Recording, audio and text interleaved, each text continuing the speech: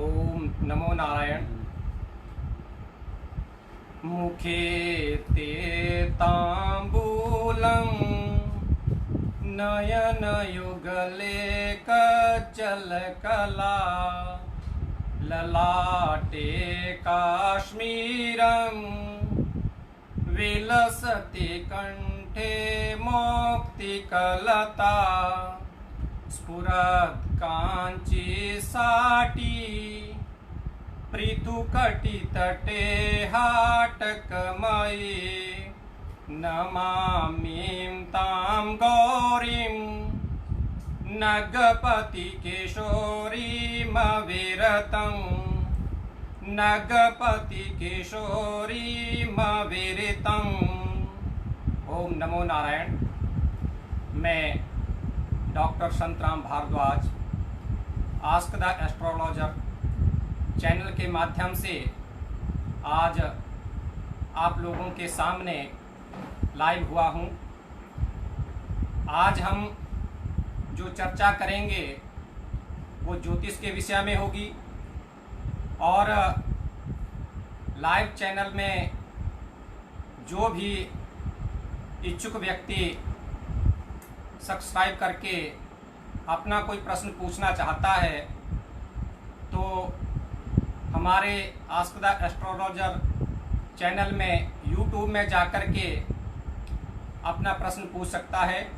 आज केवल प्रत्येक व्यक्ति के एक ही प्रश्न का उत्तर दिया जाएगा, तो कृपया आप सभी अपना अपना प्रश्न लेकर के हमारे YouTube चैनल पर उपस्थित रहें।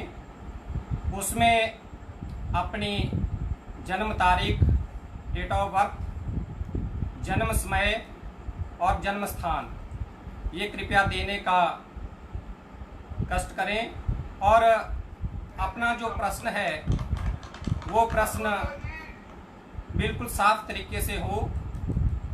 इसलिए सबसे पहले मैं ज्योतिष के विषय में थोड़ा सा बताना चाहता हूँ कि हमारे जो संस्कृत साहित्य के पुरातन ग्रंथ हैं वो है वेद, और वेद के 6 अंग माने गए हैं।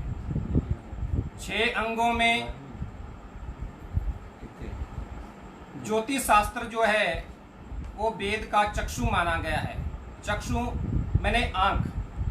जिस प्रकार से हम बगैर आंख के कोई भी चीज नहीं देख सकते हैं, उसी प्रकार से हम ज्योतिष के बिना कोई भी भविष्य में होने वाली घटनाओं के बारे में नहीं जान सकते हैं। अतः आप सभी ज्योतिष के विषय में जाने। ज्योतिष एक हमारी साइंस है।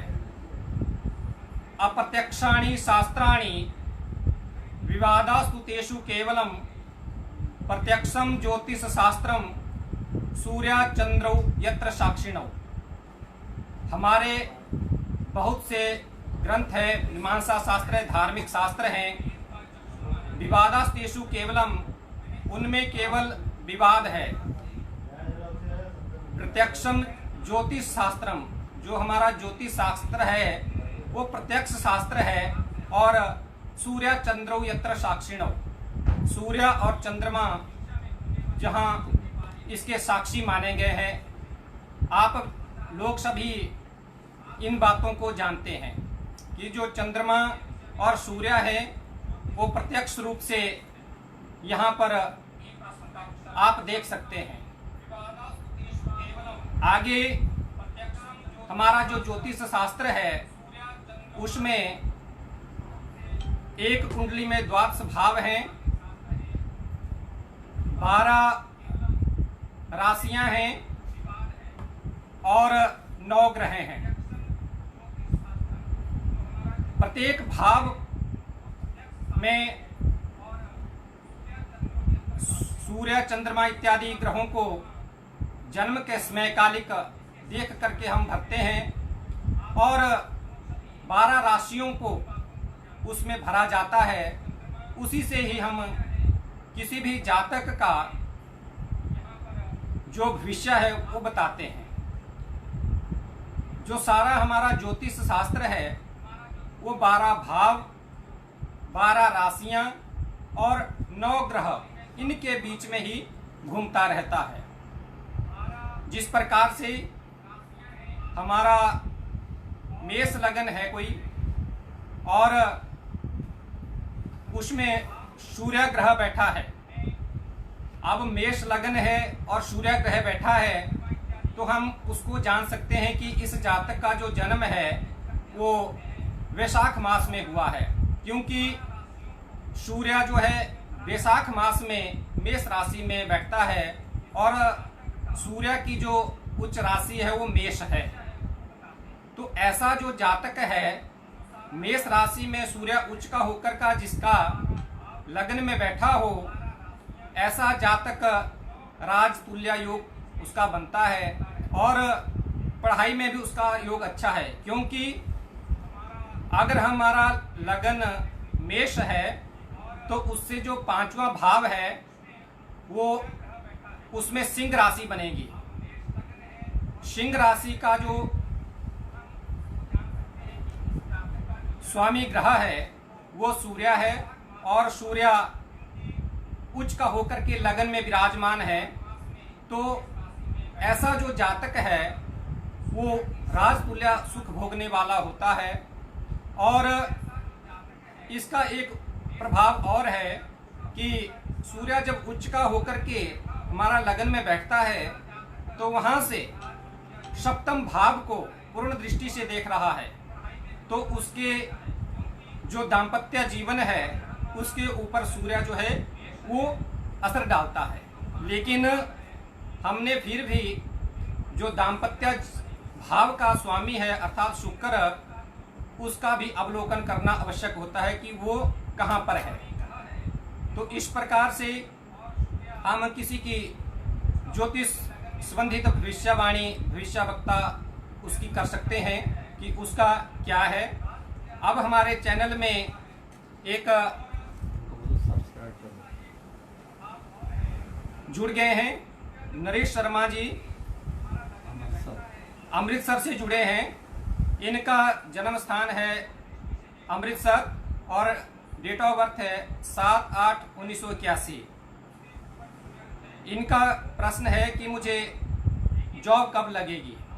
तो नरेश शर्मा जी, आपकी अगर हम कुंडली का अवलोकन करें तो इससे पहले आप हमारा जो आस्क द एस्ट्रोलॉजर चैनल है उसको सब्सक्राइब करें और यूट्यूब में जाकर के देखें कि आपका हम इसके बारे में क्या बता रहे हैं। और उसके बाद इसके जो भी उपाय होंगे वो आगे जो हमारी वीडियो आएंगी उनमें हम बताते रहेंगे। तो नरेश कुमार जी, आपका वृश्चिक लगन है और आपने नौकरी के बारे में पूछा है। तो वृश्चिक लगन का जो स्वामी है वो मंगल ग्रह है और मंगल आपका अष्टम स्थान में बैठा है। लेकिन हम नौकरी का जो विचार करते हैं वो दशम भाव से करते हैं। दशम भाव का जो स्वामी है वो सिंह राशि बैठी है आपकी दशम भाव में और उसका जो स्वामी है वो सूर्य है और वो नवम भाव में बैठा है।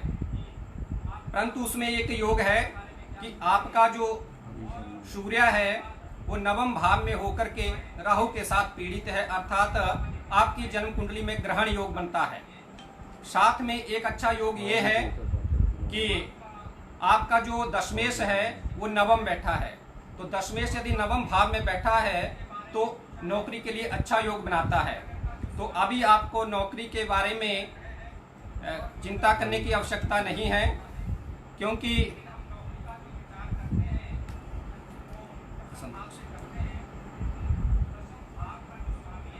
अभी आपका जो दशा है वो शनि की महादशा चल रही है जो 2021 तक चलेगी और उसमें गुरु का अंतर्दशा चल रही है और प्रत्यंतर जो है वो भी गुरु का ही चल रहा है। तो गुरु ग्रह आपका जो है वो अच्छा नहीं है अतः आप थोड़ा सा गुरु का उपाय करें और सूर्य का थोड़ा उपाय करें तो आपकी जॉब जो है वो लग सकती है। और इसके लिए अभी आपको सूर्य कामेष्टि या सूर्य सूक्त के पाठ करा करके सूर्य को जल प्रतिदिन अर्पण करें। और रविवार को यदि हो सके तो दोपहर तक नमक का सेवन ना करें, इससे आपकी नौकरी के लिए अच्छे योग आगे बनेंगे। और शनि के बाद जब आपकी बुध की दशा आएगी तो आपके नौकरी के लगने के योग अच्छे हैं। तो कृपया इन उपाय को करें और आपका जो आगे का भविष्य है वो उज्जवल होगा। हम बात कर रहे थे जन्म कुंडली के बारे में, तो मेष लगन की हमने बात की। अब हम आगे बात करते हैं आगे कि जन्म कुंडली में कौन से भाव अच्छे हैं और कौन से भाव बुरे हैं। तो हमारे जो 4 भाव हैं जिनको हम केंद्र चतुष्ट के नाम से जानते हैं और वो हैं 1, 4, 7 और 10। इनको केंद्र, कंटक और चतुष्टय भाव के नाम से जाना जाता है। इन केंद्रों में बैठा हुआ कोई भी ग्रह जो है वो बलवान होता है और खास करके यदि कोई शुभ ग्रह इन भावों में बैठा है तो वो अत्यंत शुभ कारक योग बनाता है। इनके साथ ही हमारे 2 भाव और हैं जिनको हम त्रिकोण के नाम से जानते हैं, वो हैं 5वां भाव और 9वां भाव। 5वां भाव और 9वां भाव इनको त्रिकोण के भाव से जानते हैं। तो इनमें भी यदि कोई ग्रह बैठा है तो वो भी शुभ कारक योग बनाता है। आगे और भी जो लोग हमसे जुड़ना चाहते हैं, अपना प्रश्न पूछना चाहते हैं, और आज जो आपके प्रश्नों का उत्तर दिया जा रहा है वो फ्री में है, इसका कोई शुल्क हम ग्रहण नहीं करेंगे, निःशुल्क आज की सेवा दे रहे हैं। तो आज आप अपना जो प्रश्न लेकर के हमारा जो चैनल है आस्क द एस्ट्रोलॉजर, उसमें जाकर के यूट्यूब में जाकर के अपना प्रश्न पूछ सकते हैं। हम उसका यथासंभव उत्तर देने का प्रयास करेंगे। तो बात करते हैं हम कुंडली के 5म और 9वें भाव की। जो 5वां और 9वां भाव है वो भी बहुत महत्वपूर्ण जो भाव है वो हमारी कुंडली में विद्यमान रहता है। चारों केंद्रों में और दोनों त्रिकोणों में यदि कोई ग्रह बैठा है तो उसका भाव शुभ फलदायक होता है। इसके अतिरिक्त यदि केंद्र का स्वामी त्रिकोण में और त्रिकोण का स्वामी यदि केंद्र में बैठा हो तो हम उसका राजयोग कारक योग बतला सकते हैं कि इसका राजयोग है, क्योंकि जो चारों केंद्र हैं उसमें नारायण का योग बनता है और जो दोनों त्रिकोण हैं 5वां और 9वां भाव उसमें लक्ष्मी का योग बनता है। तो यदि जिसके जन्म कुंडली में 4-5 ग्रह जो है इन केंद्र और त्रिकोण भाव में बैठे हैं तो इनका राजलक्ष्मी योग का योग बनता है। तो यह योग जो है उस जातक के लिए बहुत ही शुभदायक होता है। लेकिन कुछ बातें उसमें ऐसी होती है कि हमारे जो खराब भाव हैं, त्रिक भाव 3, 6, 11, इन भावों में यदि कोई शुभ ग्रह हमारा बैठता है तो वो अशुभ फल देता है। लेकिन यदि कोई पाप ग्रह इन भावों में, तीसरे भाव में, छठे भाव में और 11वें भाव में विद्यमान हो तो वो पाप फल ना देकर के शुभ फल देता है। क्योंकि मान लो कि जैसे किसी की जन्म कुंडली में छठे भाव में मंगल ग्रह बैठा है तो मंगल जो है वो छठे भाव में विराजमान है, तो छठे भाव से हम शत्रु का विचार करते हैं। तो मंगल क्या करेगा कि उस भाव को जो फल देना है उसका फल को वो क्षीण कर देता है, अर्थात जो उसके शत्रु होंगे उनको वो क्षीण कर देगा।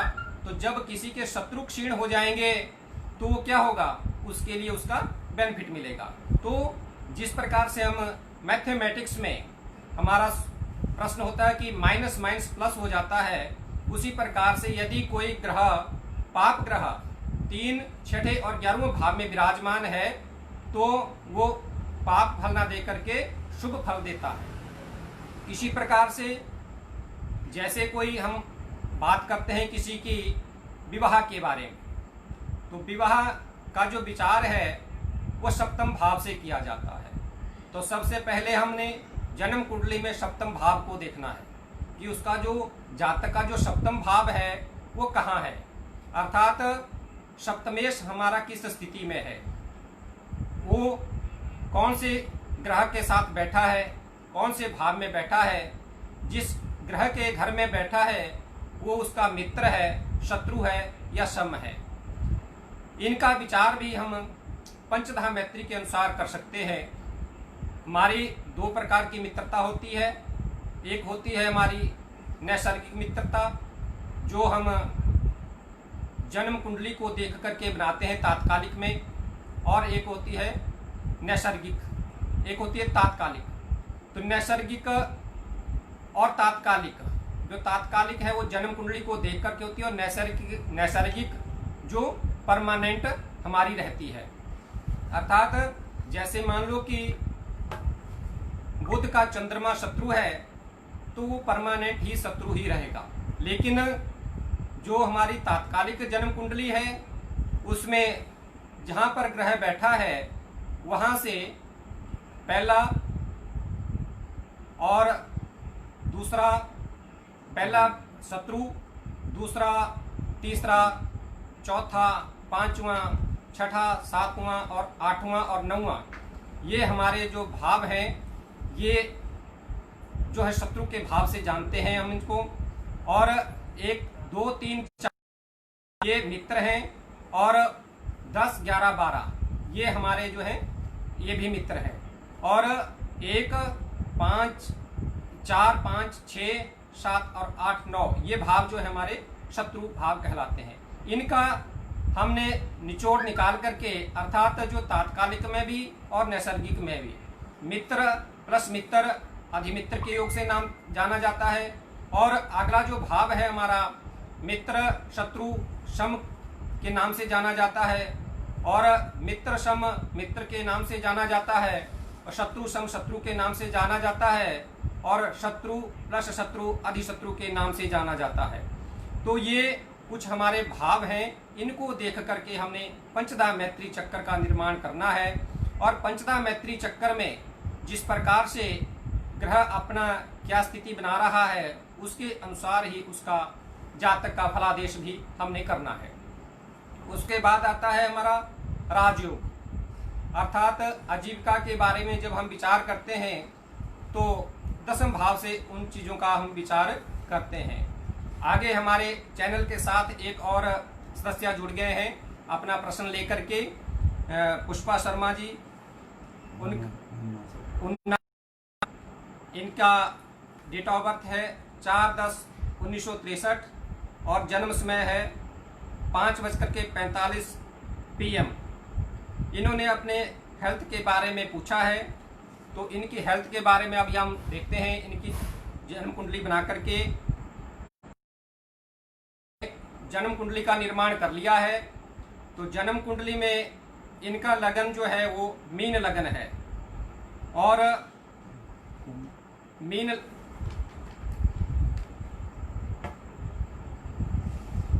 लगन की इनकी जन्म कुंडली है, और इनका जो लग्नेश है वो लगन में ही बैठा है, और अष्टम में मंगल बैठा है, पहले भाव में दूसरे भाव में मेष राशि में चंद्रमा बैठा है, सूर्य और शुक्र की युति है, लेकिन इनके चौथे और 10वें भाव में राहु और केतु की युति है।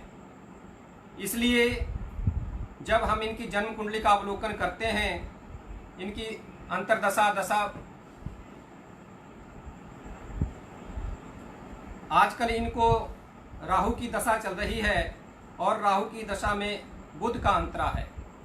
तो बुध का अंतरा में भी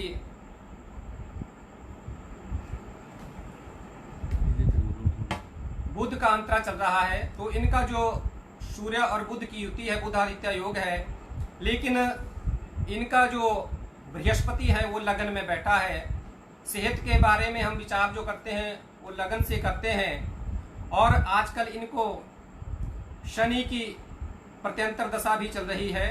राहु बुध और शनि, ये नहीं, राहु बुध और गुरु, इनकी जो स्थिति बनी हुई है, और गुरु की जो प्रत्यंतर दशा है 17 नवंबर 2020 तक रहेगी। गुरु आपका लगन में है। ज्योतिष शास्त्र के अनुसार यदि हमारा गुरु जिस भाव में बैठता है उस भाव को वो बिगाड़ता है। तो आजकल गुरु की आपको प्रत्यंतर दशा चल रही है, इसलिए गुरु आपके स्वास्थ्य में बिगाड़ डाल रहा है। और साथ में राहु और बुध की युति है, तो राहु और बुध और शनि, राहु बुध और गुरु, ये तीनों की जो युति है वो सेहत के लिए अच्छी नहीं है। तो आप थोड़े गुरु के उपाय करें और थोड़े बुध के उपाय करें तो आपकी सेहत के लिए अच्छा होगा। गुरुवार को आप बृहस्पतिवार को केले का पूजन करें, केला ना खाएं, चने की दाल का दान करें पीले कपड़े में बांध करके। और बुधवार को जो है किसी कांसे के छाया पात्र में घी डाल करके उसमें अपने मुख का अवलोकन करके किसी मंदिर में, शनि मंदिर में या पीपल के नीचे रखने से आपकी जो शरीर के में अस्वस्थता चल रही है वो ठीक हो सकती है। तो आप इन उपायों को करें, आपका स्वास्थ्य ठीक रहेगा। अधिक जानकारी के लिए हमारे जो आस्क द एस्ट्रोलॉजर चैनल है उसमें जाकर के, हमारा जो यूट्यूब चैनल है उसमें जाकर के सब्सक्राइब करें, उसको शेयर करें। और यदि कोई आपका अलग से और कोई प्रश्न होगा तो वहां पर दिए हुए नंबर पर आप हमारे चैनल से संपर्क भी कर सकते हैं। आपको अधिक आपकी जन्म कुंडली के बारे में जानकारी दी जाएगी। और हम बात करते थे जन्म कुंडली में तो दसम भाव की, तो दसम भाव से हम आजीविका के बारे में विचार करते हैं। तो दसम भाव में यदि किसी का मेष लगन है तो दसम भाव जो है वो शनि ग्रह का बनता है, क्योंकि उसमें मकर राशि विराजमान है। तो हमने मकर राशि का देखना है कि शनि हमारा किस स्थान में स्थित है। मान लो कि हमारा शनि जो है वो सप्तम भाव में बैठा है तुला राशि में। तो तुला राशि में यदि किसी का शनि विराजमान हो तो तुला शनि की उच्च राशि है। तो उच्च राशि में विद्यमान होकर के वो जो शनि है वो आपको आजीविका के लिए अच्छे योग्य बनाता है और आपको सरकारी नौकरी के भी दर्शन कराएगा। सरकारी नौकरी अर्थात आपकी सरकारी नौकरी लगने के अधिक चांसेस होंगे। तो शनि हमारा एक न्याय प्रिय देवता भी माना जाता है। सभी लोग डरते हैं कि शनि की हमारे को ऐसी दशा चल रही है, शनि हमारा ये कर देगा, शनि की 60 चल रही है, शनि का ढाइया चल रहा है। अरे शनि जो है एक न्याय प्रिय देवता है, न्याय प्रिय ग्रह है। यदि शनि उसी आदमी को पकड़ता है जो हेरा फेरी करता है, जिसकी जन्म कुंडली में जो नीच ग्रह होंगे, और अगर हम शनि को प्रसन्न करने के लिए उनका दान पुण्य इत्यादि करेंगे तो शनि हमारे को जो है अपनी जब दशा और अंतरदशा आती है तो शनि जो है उसको जो उस व्यक्ति के भाग्य में है वो उसको अवश्य देता है। क्योंकि शनि का एक और भी योग होता है कि शनि जिस घर में बैठता है उसकी रक्षा करता है और जहां पर दृष्टि डालता है वहां वो अपना शुभाशुभ फल देता है। और बृहस्पति जो है उससे उल्टा करता है। बृहस्पति जिस स्थान में बैठता है उस भाव का वो नुकसान करता है, और जिस भाव को देखता है, जैसे शनि की दृष्टि जो है वो हमारी तीसरे, 7वें और 10वें घर पे होती है। तो इन भावों में शनि की दृष्टि यदि अच्छी हो तो वो शुभ फल देता है। यदि अनिष्टकारक हो, ये मार्केस टाइप योग शनि बना रहा हो तो उन भावों को वो बिगाड़ता है। तो जो बृहस्पति है वो बृहस्पति जहाँ पे बैठता है उस घर को बिगाड़ता है, और जहाँ पर बृहस्पति अपनी दृष्टि डालता है तो बृहस्पति की जो दृष्टि है वो 5वें, 7वें और 9वें भाव पे होती है, इसकी पूर्ण दृष्टि तो इन भावों की वो प्रोडक्शन करता है, अर्थात उनका वो बढ़ोतरी करता है। इसके बाद हम बात करते हैं हमारे अगले भावों की। जैसे चतुर्थ भाव है, तो चतुर्थ भाव से हम विचार करते हैं माता के बारे में, जायदाद के बारे में, अचल संपत्ति के बारे में। और हमारा चतुर्थ भाव कैसा है इसके बारे में हम विचार करते हैं कि उसका जो कारक ग्रह है या उसमें कौन सा राशि बैठी है, उसके बारे में देख करके हम इसका विचार करते हैं। अभी हमारे चैनल के साथ एक और सदस्य जुड़ गए हैं, रमन जी, होशियारपुर से हैं। इनकी डेट ऑफ बर्थ है 15 मई 1992 और इन्होंने प्रश्न पूछा है कि मेरी शादी कब होगी, मैरिज कब होगी। तो इनकी जन्म कुंडली को हम देखते हैं। तो इनकी जन्म कुंडली में देखने से प्रतीत होता है कि इनका सिंह लग्न है और सिंह लग्न में बृहस्पति बैठा है, चंद्रमा इनका तीसरे भाव में बैठा है, पंचम भाव में राहु है, 11वें भाव में केतु है, 10वें भाव में सूर्य है और जो सप्तम भाव है जिससे हम शादी के बारे में विचार करते हैं तो वो शनि है। तो सप्तमेश इनका शनि है और शनि जो है वो उसका छठे भाव में विराजमान है। तो छठे भाव में शनि यदि विराजमान है तो हम क्या देखते हैं कि अगर हम सप्तम भाव से शनि का विचार करते हैं, सप्तम भाव को लगन मान करके, तो आपका जो शनि है वो द्वादश भाव में बैठता है। यदि सप्तम भाव को हम लगन माने तो वहां से द्वादश भाव हमारा हानि भाव कहा गया है। आपकी जो शादी का योग है वो आगे देखते हैं। आजकल आपको चली है शनि की दशा और उसमें शनि की दशा में चल रही है आपको बुध की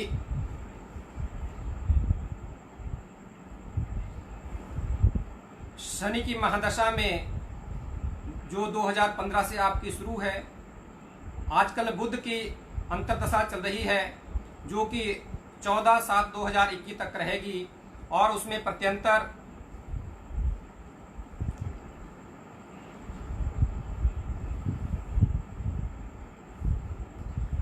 प्रत्यंतर जो है वो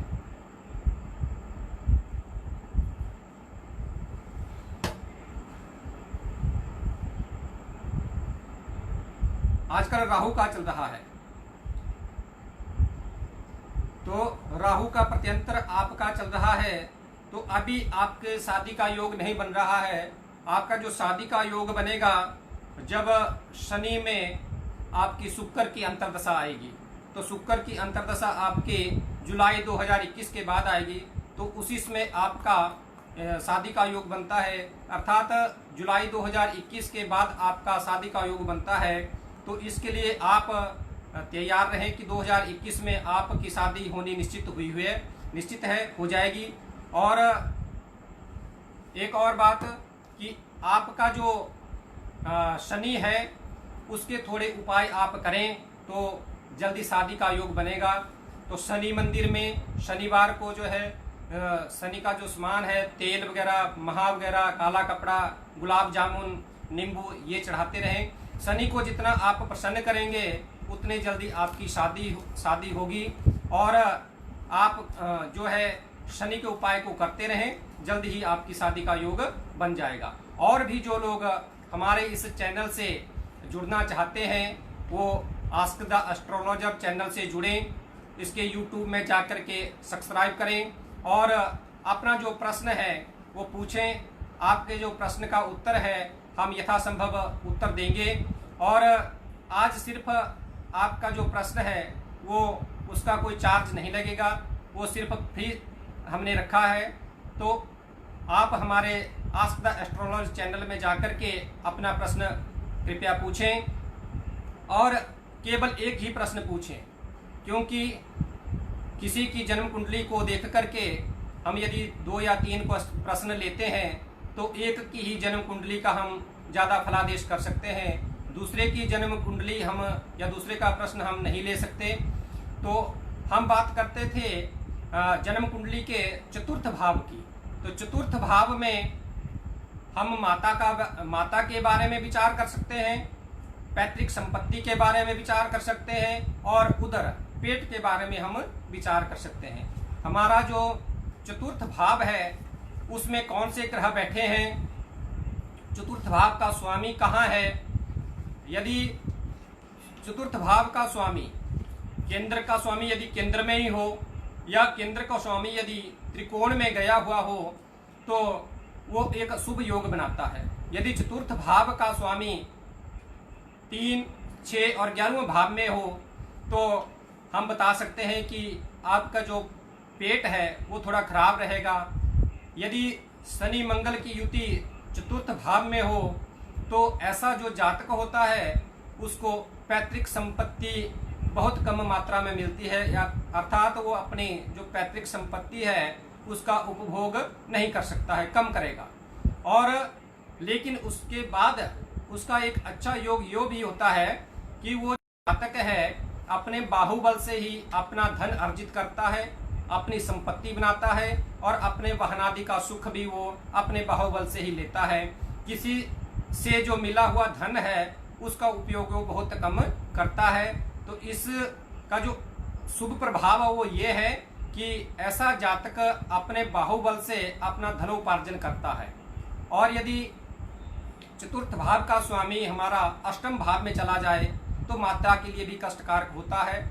हमारी जो संपत्ति है और हम जितनी भी संपत्ति बना ले लेकिन हम उसका उपयोग बहुत कम करेंगे, उसमें थोड़ा थोड़ा जो है वो क्षीण होता जाएगा, उसमें संपत्ति हमारी बढ़ेगी नहीं। अर्थात जहां आज हम 5 साल बाद या 10 साल बाद भी हम वहां के वहीं ही रहेंगे। तो ये चतुर्थ भाव का थोड़ा फल है।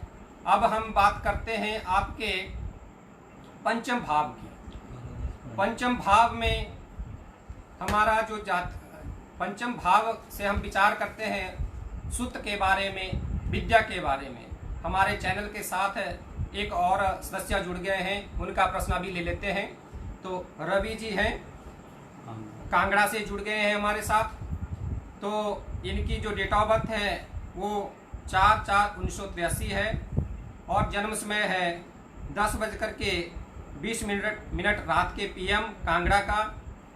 इन्होंने प्रश्न पूछा है कि संतान सुख कब मिलेगा। अभी हम संतान के बारे में ही विचार कर रहे थे और ये प्रश्न भी संतान का ही आ गया। तो कृपया आप हमारे जो चैनल है आस्क द एस्ट्रोलॉजर, इसको सब्सक्राइब करें, शेयर करें और अपने व्यूज हमें जरूर दें और YouTube में जाकर के जरूर इसको शेयर करें। तो इनका प्रश्न है कि मुझे संतान सुख कब मिलेगा। तो संतान सुख के लिए जो ज्योतिष के अनुसार स्थिति होती है वो पति और पत्नी ये दोनों की जन्म कुंडलियों को देख करके ही बताते हैं, लेकिन हम इनकी जन्म कुंडली देख करके भी बता सकते हैं कि इनको संतान सुख कब मिल सकती है, ये इनकी कुंडली से पता लगेगा। लेकिन यदि हमने इसका पूरा निचोड़ निकालना हो तो पति पत्नी दोनों की जन्म कुंडलियां देख करके ही हम संतान सुख के बारे में बता सकते हैं। तो रवि जी, आपकी जन्म कुंडली में वृश्चिक लगन है और गुरु लगन में बैठा है और आपका जो पंचम भाव है वो मीन राशि उसमें बैठी है और उसमें सूर्य बैठा है। तो सूर्य जो है पंचम भाव में अच्छा योग बना रहा है और साथ में जो गुरु है बृहस्पति है वो भी पंचम भाव को देख रहा है। तो जल्दी ही आपको संतान सुख प्राप्त होगा आपकी जन्म कुंडली के अनुसार। लेकिन यदि आप इसका पूरा निचोड़ निकालना चाहते हैं तो कृपया हमारे आस्क द एस्ट्रोलॉजर चैनल में जाइए और वहाँ एक व्हाट्सएप नंबर भी हमने दिया है, तो उससे संपर्क कीजिए और पति पत्नी दोनों की जन्म कुंडलियाँ भेजिए। आपकी संतान कब होगी या उसमें क्यों नहीं हो रही, क्या अड़चन आ रही है, ये दोनों की जन्म कुंडलियाँ देख करके हम बता सकते हैं। लेकिन आजकल आपको जो दशा चल रही है उसका भी थोड़ा अवलोकन कर सकते हैं। आजकल आपको जो दशा चल रही है वो गुरु की ही चल रही है। तो मंगल की महादशा थी और उसमें गुरु का अंतर था, लेकिन ये अभी 9 जुलाई 2020 को समाप्त हो गया है। इसके बाद आपकी शनि की दशा चल रही है। तो शनि आपका किस स्थिति में है वो देख करके आपको बता सकते हैं कि शनि आपका किस स्थिति में है। आजकल जो शनि है आपका वो उच्च का तो है, लेकिन हानि स्थान में गया है। इसलिए अभी आपके जन्म कुंडली को देख करके संतान सुख के बारे में अभी कुछ कम योग लग रहे हैं, लेकिन थोड़ा आप बृहस्पति का उपाय कीजिए, थोड़ा सूर्य का उपाय कीजिए, आपको संतान सुख है।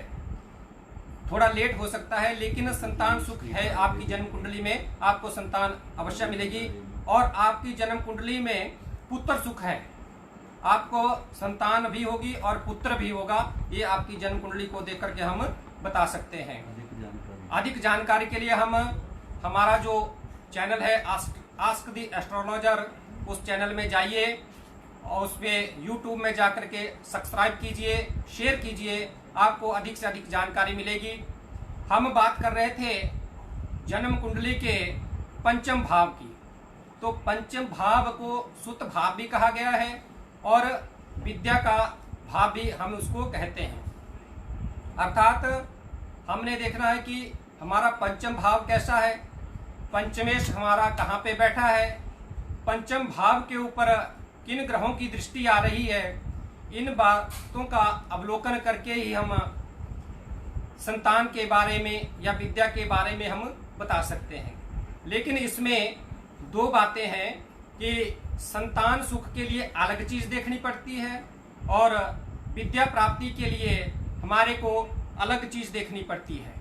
तो संतान प्राप्ति के लिए हम देखते हैं कि उसमें कौन सा ग्रह बैठा है, कौन से शुभ ग्रह की दृष्टि आ रही है, पुरुष ग्रह की दृष्टि आ रही है या स्त्री ग्रह की दृष्टि आ रही है।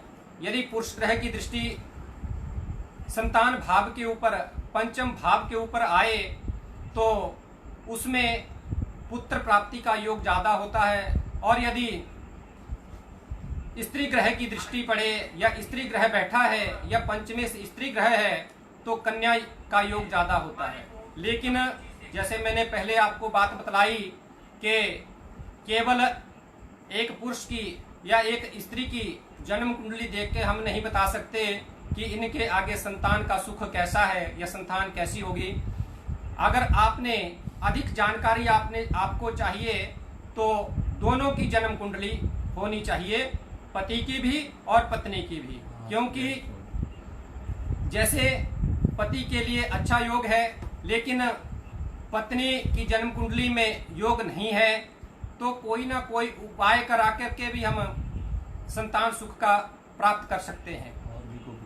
और भी यदि कोई संतान सुख के बारे में जानना चाहता हो तो कृपया हमारे आस्क द एस्ट्रोलॉजर चैनल पे जाकर के यूट्यूब में जाकर के सब्सक्राइब करें और उसमें जो एक हमने नंबर दिया है उस नंबर से संपर्क करके अपनी पति पत्नी दोनों की जन्म कुंडलियां भेज कर करके संतान के बारे में उचित निर्णय आप ले सकते हैं।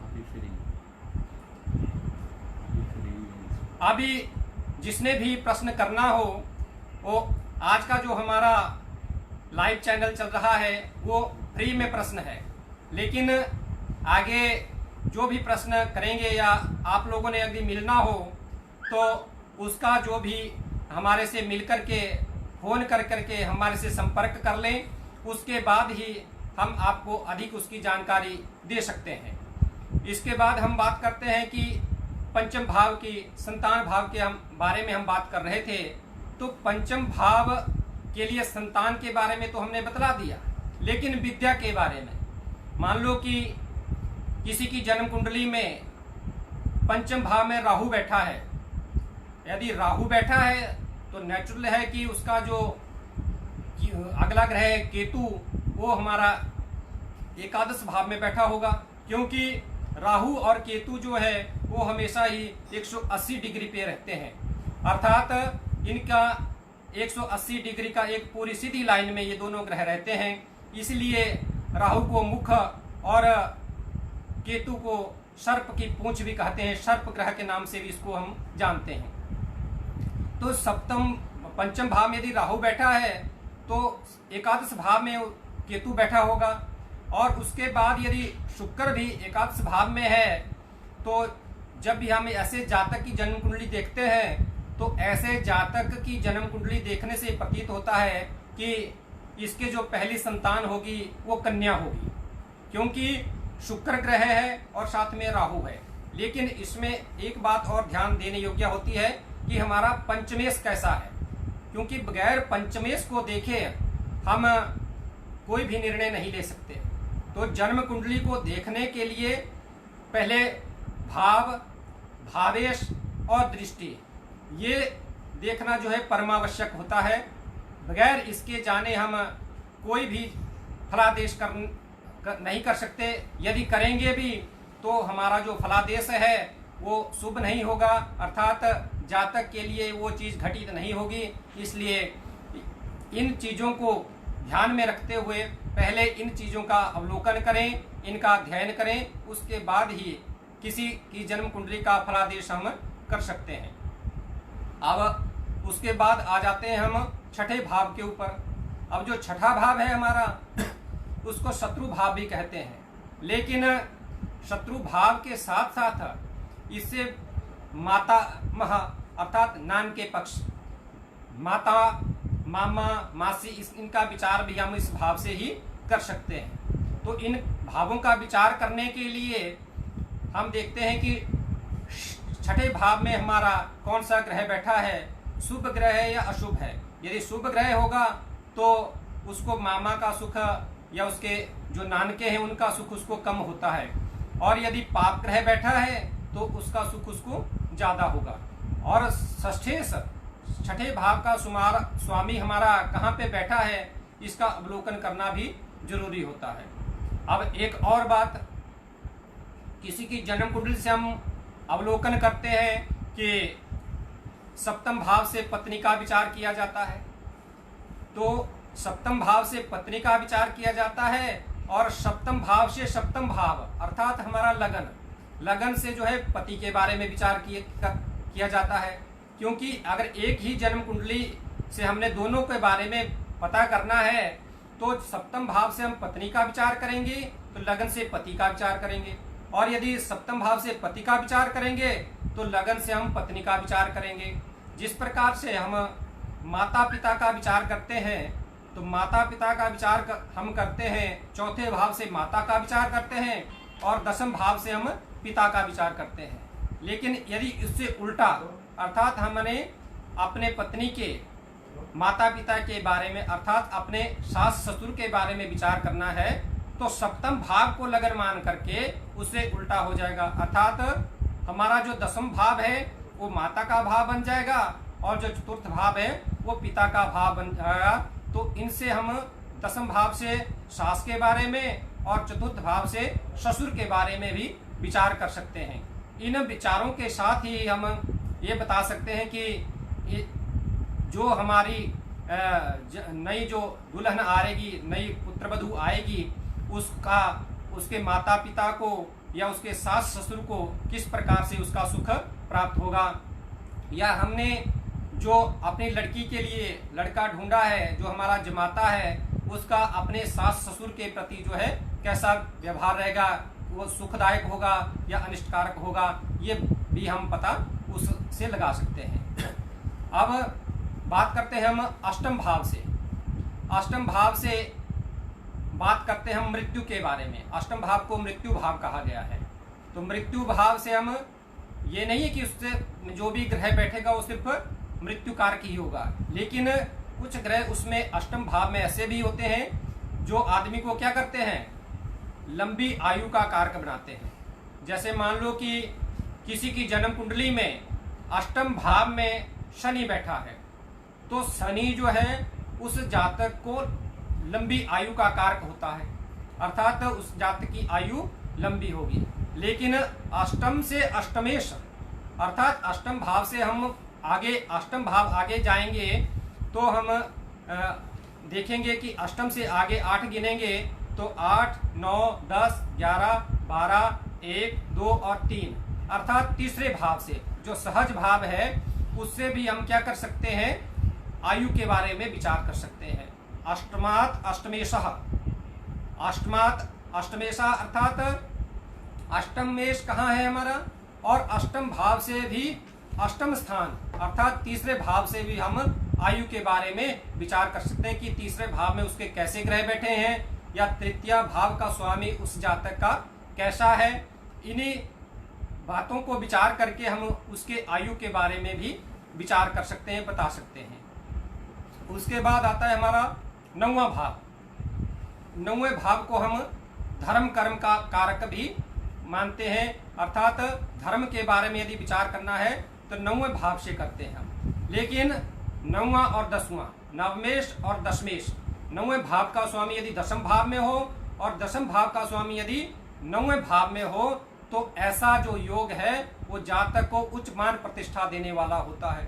अर्थात जिसकी जन्म कुंडली में 9वें भाव का स्वामी दशम भाव में बैठा है और दशम भाव का स्वामी 9वें में बैठा है, अर्थात एक दूसरे भाव में इनके स्वामियों का आदान प्रदान हुआ है, या दोनों भाव के स्वामी जो है एक ही स्थान में बैठे हैं। 9वें भाव का स्वामी भी दसवें भाव में है और 10वें भाव का स्वामी भी दसम भाव में ही है, या 10वें भाव का स्वामी 9वें भाव में है और 9वें भाव का स्वामी 9वें भाव में है। तो ऐसा भी यदि योग है तो ऐसा जातक जो है उच्च मान प्रतिष्ठा का कारक होता है, उसको धर्म में और अपनी आजीविका में अच्छे योग प्राप्त होते हैं। ऐसा जातक की यदि किसी की जन्म कुंडली में ऐसा योग है। तो आज का जो हमारा ये चैनल था आस्क द एस्ट्रोलॉजर, इसके माध्यम से आज मैंने कुछ ज्योतिष की जानकारियां दी। यदि कोई और भी हमारा कोई प्रिय भाई बहन इस चैनल के माध्यम से अपना प्रश्न पूछना चाहते हैं तो कृपया आगे जब मैं फिर लाइव होऊंगा तो अपना प्रश्न पूछ सकते हैं। इन्हीं शब्दों के साथ आज मैं अपनी वाणी को विराम देता हूं और आशा करता हूं कि आज मेरे द्वारा दी गई ये जानकारी आपको अच्छी लगी। इन्हीं शब्दों के साथ ओम नमो नारायण, ओम नमो नारायण, ओम नमो नारायण।